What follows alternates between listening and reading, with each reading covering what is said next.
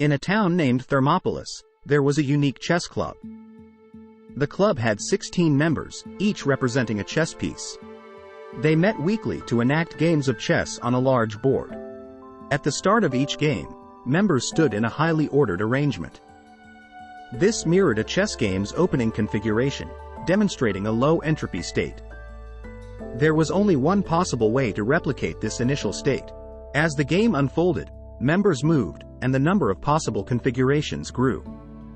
Knights moved, bishops swept across, and pawns advanced. The order slowly gave way to disorder, a gradual increase in entropy. Over time, club members experimented with different strategies.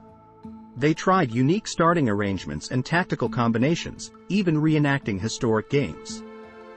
These variations further increased possible configurations, showing a continual rise in entropy. A new member, assigned a pawn, joined the club. Initially perplexed by the shift from order to chaos, a veteran member explained the concept of entropy.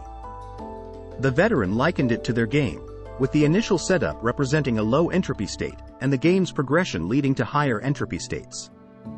The beauty of the game, and the universe, the veteran said, lies in this increase in entropy. It's what brings about the game's diversity and complexity. With time, the pawn appreciated the delicate dance between order and disorder. He saw how his moves as a pawn influenced the game's outcomes, much like molecules in a physical system.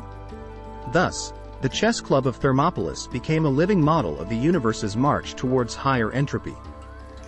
Their story symbolized how order and disorder create the universe's complex tapestry,